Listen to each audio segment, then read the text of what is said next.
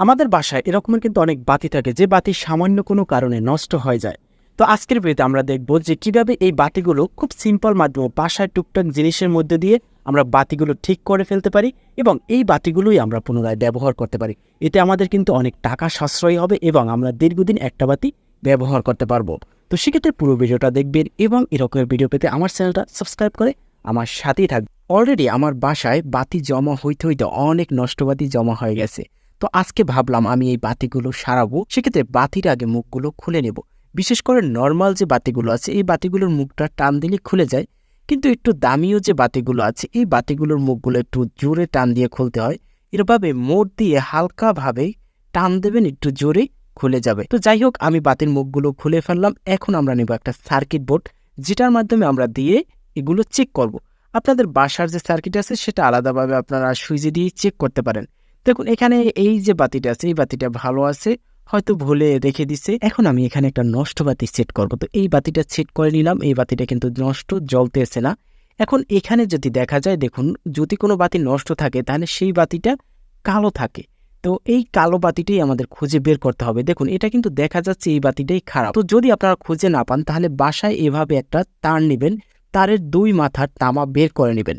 তারপর তারটাকে ইউ আকৃতি করে নেবেন, যেন আমরা বাতির দুই পাশে সিলেক্ট করে আমরা খুব সহজেই চেক করতে পারি। দেখুন, এখানে আমি বাতির যদি দুই পাশে ধরি, এই বাতিটার দুই পাশে ধরলাম, জ্বলল না। তারপর আমি আবার একটা এই পাশে বাতি ধরি, দুই পাশটা একটু ফলো করবেন। তো দেখুন, এখানে এই বাতিটার যখন আমি দুই পাশের অংশটা ধরি তারপরে কিন্তু জ্বলে ওঠে। তার মানে কি আমাদের এই বাতিটায় সমস্যা। এখন এই বাতিটা আমাদের চিহ্নিত করতে হবে। তো এই দেখুন, আমি একটা ডিস্টর দিয়ে মার্কিং করে রাখলাম, এই বাতিটাই সমস্যা। তো এখন আমি এটাকে সার্কিট বোর্ড থেকে খুলে নেব। আর এখানে এই বাতিটাকে আমাদের তুলে ফেলে দিতে হবে। অবশ্যই সার্কিট বোর্ডের সাথে থাকা অবস্থায় এগুলো তুলবেন না। সার্কিট বোর্ড থেকে খুলে জোরে এটার উপর থেকে স্ক্রু ড্রাইভার দিয়ে চারি দিবেন, তাহলে এটা সাদা অংশটা বের হয়ে আসবে। আর আমাদের এই সাদা অংশটাই ফেলে দিতে হবে। তারপর এখানে ঘষে একদম পরিষ্কার করে নিতে হবে। দেখুন, একদম পরিষ্কার হয়ে গেছে। এখন আবার পুনরায় আমি সার্কিট বোর্ড এটা বসিয়ে নেব। তারপর এই টেস্টরটা যদি আমি এটার উপরে ধরি তাহলে কিন্তু বাতিটা জ্বলে উঠবে। তার মানে আমাদের এইখানে এই দুইটা সংযোগ এক করলেই বাতিটা জ্বলে উঠবে।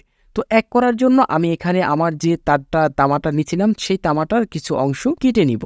এটা সবার বাসায় একটু দাঁড় থাকে, তো এই তামাটা বের করে নেব। তামাটা এখানে আমি রেখে দেব।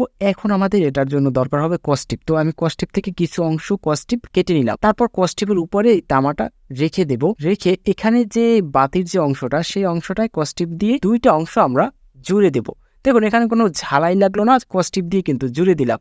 তো জুড়ে দেওয়ার পর এখন আমি চেক করি। দেখুন, বাতিটা কিন্তু জ্বলে উঠছে। তার মানে আমার বাতি ঠিক করা শেষ। এখন বাতিটার ঢাকনাটা আমি লাগিয়ে দেব।